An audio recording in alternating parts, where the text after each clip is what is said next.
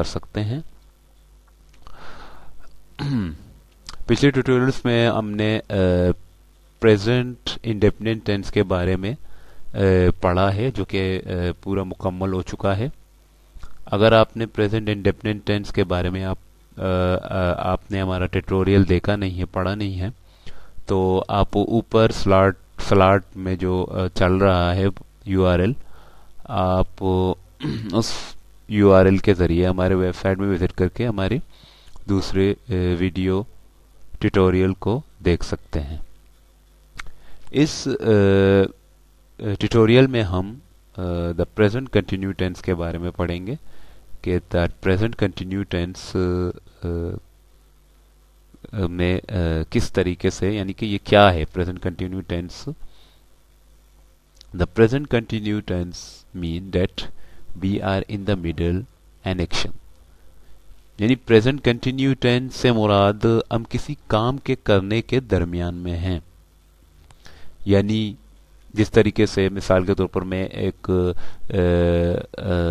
Video tutorial recording कर रहा हूं, तो मैं वीडियो ट्यूटोरियल रिकॉर्डिंग करने के दरमियान में हूं, तो इस किस्म के काम के लिए, इस किस्म के सिचुएशन के लिए द प्रेजेंट कंटिन्यू टेंस का इस्तेमाल करते हैं। The present participle is used with a helping verb for this verb. Present participle वाली फॉर्म वर्ब की आईएनजी वाली फॉर्म है। इसके साथ हम एक हेल्पिंग वर्ब का भी इस्तेमाल करते हैं इस टेंस के लिए। इसके साथ हम हेल्पिंग वर्ब का इस्तेमाल करते हैं। इसके साथ अमूमन दो हेल्पिंग वर्ब हम इस्तेमाल करते हैं, इज और आर। इज कहाँ इस्तेमाल होता है और आर कहाँ इस्तेमाल होते हैं, इसके दो रूल्स हैं। रूल नंबर 1 पढ़ते हैं पहले। इफ यू वी दे और any plural noun come as a subject in a sentence, we always use are as a helping verb with present participle. अगर जुमले के शुरू में यू वी दे और कोई प्लूरल नाउन हो, आ रहा हो एज ए सब्जेक्ट, यानी बतौर सब्जेक्ट किसी जुमले में आ रहे हो, तो वर्ब की आईएनजी वाली फॉर्म के साथ हम हेल्पिंग वर्ब आर का इस्तेमाल करते हैं। नीचे एग्जाम्पल दिए गए हैं, इन एग्जाम्पल से आप ज्यादा समझने में आपको ज्यादा आसानी होगी। Boys are playing cricket in the field, यानी लड़के, बॉयज जो कि एस लगा हुआ है, बॉय के साथ एस लगा हुआ है, इसका मतलब है कि ये एस लगा हुआ है तो ये प्लूरल नाउन है। क्योंकि ऊपर रूल में यह है कि प्लूरल नाउन जब जुमले में एज ए सब्जेक्ट आ रहा हो तो उसका वर्ब, हेल्पिंग वर्ब जो होगा वो आर होगा और उसका वर्ब होगा वो आईएनजी फॉर्म में होगा। ये प्रेजेंट कंटिन्यू टेंस के लिए होता है। इसी तरीके से we are waiting for the bus, we एक प्लूरल प्रोनाउन है जो कि नाउन की जगह इस्तेमाल हो रहा है। क्योंकि हम एक प्लूरल प्रोनाउन इस्तेमाल कर रहे हैं तो हम हेल्पिंग वर्ब आर का इस्तेमाल करेंगे, फिर उसके बाद हम आईएनजी वाली फॉर्म का इस्तेमाल करेंगे ऊपर वाले रूल के मुताबिक।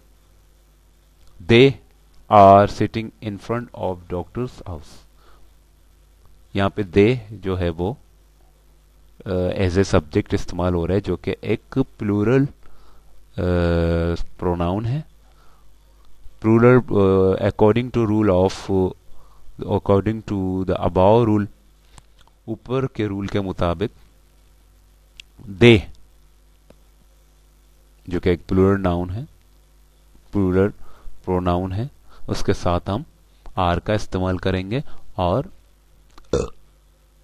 वर्ब हम आईएनजी वाली फॉर्म वर्ब की इस्तेमाल करेंगे। Rule number 2, if we if he, she, it or any singular noun come as a subject in a sentence, we always use is as a helping verb with present participle. अगर जुमले का subject E she it या कोई singular noun हो तो helping verb इस का इस्तेमाल करेंगे हम वर्ब की आईएनजी वाली फॉर्म के साथ। और ये आप जरूर याद रखें कि आई के साथ हमेशा इस टेंस में हम एम का इस्तेमाल करते हैं। आई के साथ हम हमेशा आई बतौर सब्जेक्ट जुमले में आ रहा हो तो उसके साथ हम एम का इस्तेमाल करते हैं। आइए नीचे दिए गए जुमलों से हम मजीद समझने की कोशिश करते हैं। I am sitting near the garden, I as a subject इस्तेमाल हो रहा है। आई के साथ इस प्रेजेंट कंटिन्यू टेंस में हम आई के साथ हमेशा हैम का इस्तेमाल करते हैं और उसके बाद वर्ब की आईएनजी वाली फॉर्म इस्तेमाल कर रहे हैं। ही जो कि एक सिंगुलर प्रोनाउन है उसके साथ हम जबकि सिंगुलर प्रोनाउन इस्तेमाल किया है तो सिंगुलर हेल्पिंग वर्ब इस्तेमाल करेंगे, हिज इस्तेमाल करेंगे उसके साथ। इसी तरीके से बाइंग एक आईएनजी वर्ब की एक आईएनजी वाली फॉर्म है। Is buying book, she is walking under the ladder, she एक सिंगुलर प्रोनाउन है उसके साथ हम सिंगुलर हेल्पिंग वर्ब इसका इस्तेमाल कर रहे हैं। और वॉकिंग जो कि वर्ब की आईएनजी वाली फॉर्म है। इस तरीके से आकिब एक सिंगुलर नाउन है।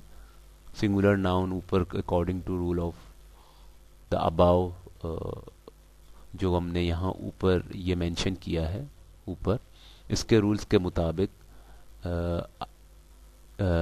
आकिब एक सिंगुलर नाउन है। सिंगुलर नाउन के साथ भी हम इस का इस्तेमाल करते हैं और उसके बाद आईएनजी वाली फॉर्म।